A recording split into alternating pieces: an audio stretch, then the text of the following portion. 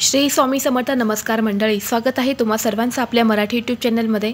स्वामी महाराजांच्या कृपेने तुमच्या सर्व चांगल्या इच्छा पूर्ण हो, हीच स्वामींच्या चरणी प्रार्थना करते आणि आज या नवीन व्हिडिओला सुरुवात करते. 21 जून 2024 वार शुक्रवार आणि या दिवशी आलेली आहेत ज्येष्ठ पौर्णिमा. ज्येष्ठ पौर्णिमेला वटपौर्णिमा असं म्हटलं जातं. आपल्या हिंदू धर्मामध्ये पौर्णिमेला विशेष महत्त्व हे दिलं जातं. ज्येष्ठ महिन्यातील पौर्णिमेला वटसावित्री व्रत जे आहे तर ते पाळले जाते. वटपौर्णिमेच्या दिवशी वडाच्या झाडाची पूजा केली जाते.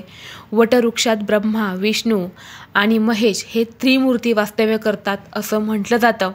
त्यामुळे वटसावित्रीच्या दिवशी वटवृक्षाची पूजा जी आहे तर ती केल्याने या तिन्ही देवांचा आशीर्वाद हा मिळतो आणि पतीला दीर्घायुष्याचे वरदान मिळते असं म्हटलं जातं. म्हणून या दिवशी सौभाग्यवती स्त्रिया संपूर्ण दिवस व्रत करून या झाडाची पूजा करत असतात. पौराणिक कथेनुसार देवी सावित्रीने पतीचे प्राण वाचवण्यासाठी कठोर तपश्चर्या केली होती. माता सावित्रीच्या भक्ती आणि पावित्र्याने प्रसन्न होऊन यमराजाने वटवृक्षाखालीच पती सत्यवानाचे जे प्राण आहेत तर ते परत केले होते. आणि त्याचबरोबर वटवृक्षाची पूजा करणाऱ्या विवाहित महिला ज्या आहेत तर त्या महिलेचा पती अकाली मरणार नाही आणि दीर्घायुष्य जगेल असे वरदानही दिल्याने मानले जाते. म्हणून या दिवशी वडाच्या झाडाची पूजा जी आहे तर ती केली जाते. त्याचबरोबर या दिवशी काही महत्त्वाचे नियम जे आहेत तर ते देखील पाळले जातात. आज व्हिडिओमध्ये मी तुम्हाला अतिशय महत्त्वाची माहिती सांगणार आहे. आपल्याला शुक्रवारी वटपौर्णिमेच्या दिवशी घरात चुकूनही ही एक भाजी जी आहे तर ती घरामध्ये खायची नाही. यामुळे आपल्याला आयुष्यभर पश्चाताप होईल. घरातून लक्ष्मी ही काढता पाय घेईल. घरामध्ये संकट, अडचणी, दरिद्री येईल. म्हणून आपल्याला घरामध्ये चुकूनही ही एक भाजी जी आहे तर या भाजीचं सेवन करायचं नाही. तर अशी कोणती भाजी आहेत याबद्दलची संपूर्ण माहिती मी तुम्हाला आज या व्हिडिओमध्ये सांगणार आहे. त्यामुळे तुम्ही व्हिडिओ स्किप न करता शेवटपर्यंत पहा. चॅनलवरती नवीन असाल तर सबस्क्राईब करा आणि असेच माहितीपूर्ण व्हिडिओ पाहण्यासाठी बेल आयकॉनला प्रेस करा. म्हणजे जेव्हा कधी मी नवीन व्हिडिओ अपलोड करेल त्याचं नोटिफिकेशन सर्वात अगोदर तुम्हाला भेटेल आणि तुम्ही एक पण व्हिडिओ मिस करणार नाही. तर पहा, पौर्णिमेच्या दिवशी माता लक्ष्मी ही पृथ्वी तलावरती जागृत अवस्थेमध्ये येत असते आणि या दिवशी जो व्यक्ती तिची उपासना, उपाय, सेवा करतो त्या व्यक्तीला माता लक्ष्मी धनधान्य समृद्धी प्रदान करत असते. परंतु या दिवशी जर आपल्याकडनं काही चुका झाल्या तर त्या चुकीचे आपल्याला वाईट फळ देखील भोगावे लागतात. म्हणून वटसावित्री पौर्णिमा आहे तर या दिवशी स्त्रियांनी चुकूनही काळ्या रंगाची आणि पांढऱ्या रंगाची साडी जी आहे तर ती परिधान करायची नाहीत. वटपौर्णिमेच्या सणाला या दोन्ही रंगाच्या साड्या ज्या आहेत तर त्या वर्ज्य मानलेल्या आहेत. त्याचबरोबर काळ्या रंगाच्या बांगड्या किंवा काळ्या रंगाची टिकली जी आहे तर ती देखील आपल्याला या दिवशी लावायची नाही. सोबतच आपल्याला या वटपौर्णिमेच्या दिवशी जास्त वेळ सकाळी झोपायचं नाही. सकाळी लवकर उठून स्नान करायचं आहे. सर्वप्रथम भगवान विष्णूंची पूजा करायची आहे, माता लक्ष्मीची पूजा करायची आहेत आणि पौर्णिमेच्या दिवशी दान आणि स्नान या दोन गोष्टींना विशेष महत्त्व दिलं जातं. या दिवशी आपल्याला काहीतरी दान जे आहे तर ते आवर्जून घरातून करायचं आहेत. आता दान करताना घरातल्या काही वस्तू आहेत त्या चुकूनही आपल्याला दान करायच्या नाहीत. ते म्हणजे आपल्या घरातील झाडू जो आहे तर तो बाहेरच्या कोणत्याही व्यक्तीला झाडायला किंवा वापरायला द्यायचं नाही. आपल्या घरातलं मीठ, त्याचबरोबर तांदूळ, पीठ जे आहे तर तसेच मिरच्या ज्या आहेत तर त्या आपल्या घरातून कोणत्याही बाहेरच्या व्यक्तीला या दिवशी द्यायच्या नाहीत. या माता लक्ष्मी स्वरूप वस्तू आहेत. यामुळे आपल्या घरातील लक्ष्मी ही दुसऱ्यांच्या घरामध्ये जाईल. यामुळे चुकूनही या वस्तूंचं दान तुम्हाला करायचं नाही किंवा या वस्तू शेजारच्या कोणत्याही व्यक्तीला तुम्हाला द्यायचे नाही. पौर्णिमा हा दिवस अत्यंत पवित्र असतो. म्हणून या दिवशी चुकूनही तामसिक भोजन, मांसाहार, मद्य पदार्थ जे आहेत तर यांचं सेवन तुम्हाला करायचं नाही.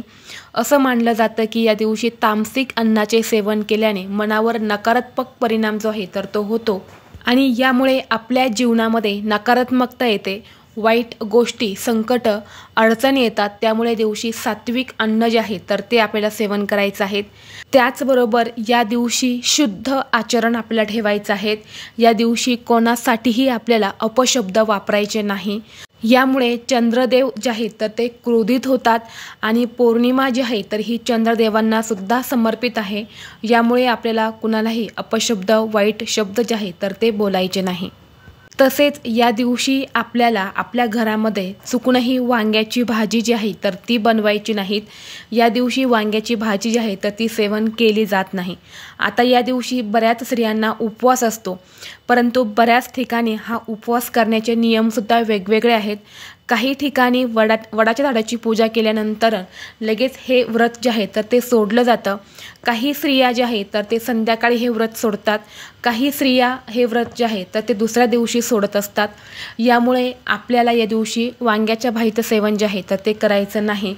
जरी तुम्ही वटवृक्षाची पूजा करून आले आणि यानंतरनं वांग्याच्या भाजीचं सेवन जर केलं तर तरीही तुम्हाला ते चालणार नाही। फक्त स्त्रियांनीच नाही तर घरातल्या पुरुषांनी सुद्धा ही गोष्ट जी आहे तर ती आवर्जून पाळायची आहे। तसेच या दिवशी चुकूनही दह्याचं सेवन जे आहे तर ते करायचं नाही। पौर्णिमेच्या दिवशी दह्याचं सेवन जे आहे तर ते करणे पूर्णपणे वर्ज्य मानलं जातं। या दिवशी जर आपण दह्याचं सेवन केलं तर चंद्रदोष जो आहे तर तो निर्माण होतो आणि आर्थिक नुकसान जे आहे तर ते आपले होत असते। जीवनात अनेक अडचणींना आपल्याला सामोरे जावं लागतं आणि दही खाल्ल्याने आरोग्यासंबंधित सुद्धा अनेक समस्या ज्या आहेत तर त्या निर्माण होतात। म्हणून या दिवशी आपल्याला व्रत असणार आहे, खास करून स्त्रियांना। तर या दिवशी व्रत असल्यामुळे अनेक स्त्रिया ज्या आहेत तर ते दही खातील, परंतु या दिवशी आपल्याला चुकूनही दह्याचं सेवन जे आहे तर ते करायचं नाही। तसेच या दिवशी कांदा, लसूण जे आहे तर हे सुद्धा आपल्याला पूर्णपणे वर्ज्य ठेवायचं आहे। या दिवशी कांदा आणि लसूण जे आहे तर यांचं सेवन देखील केलं जात नाही। तर हे जे पदार्थ आहेत तर या पदार्थांचा आपल्याला या वटपौर्णिमेच्या दिवशी आपल्या घरामध्ये चुकूनही करायचं नाहीत। स्त्रिया असेल, पुरुष असेल किंवा मुलं मुली असेल, सर्वांनीच या गोष्टींचे जे नियम आहेत तर हे आवर्जून आपल्याला पाळायचे आहेत। त्याचबरोबर या दिवशी तुम्हाला चुकूनही वडाच्या झाडाची फांदी ही तोडायची नाही। जरी तुमच्या घराजवळ वटवृक्ष नसेल तर अशावेळी तुम्ही एका वहीच्या पानावरती वडाच्या झाडाचे चित्र काढू शकतात आणि त्या चित्राची तुम्हाला पूजा करायची आहे। परंतु चुकूनही वटवृक्षाची फांदी तोडून आणू नका आणि त्याची पूजा करू नका। यामुळे तुम्ही जी काही सेवा कराल किंवा व्रत कराल ते तुमचं भंग पावेल, त्याचं तुम्हाला कुठलंही फळ मिळणार नाही। यामुळे चुकूनही दिवशी वटवृक्षाला इजा होणार नाही याची विशेष तुम्हाला काळजी घ्यायची आहे। या वृक्षाची पानं देखील तुम्हाला तोडायची नाही। तर अशा पद्धतीने आपल्याला या गोष्टींची काळजी जी आहे तर ती या वटपौर्णिमेच्या दिवशी घ्यायची आहे। व्हिडिओ तुम्हाला आवडला तर लाईक करा, चॅनलवरती नवीन असाल तर सबस्क्राईब करा आणि हा व्हिडिओ आपल्या मित्रपरिवारासोबत शेअर करा।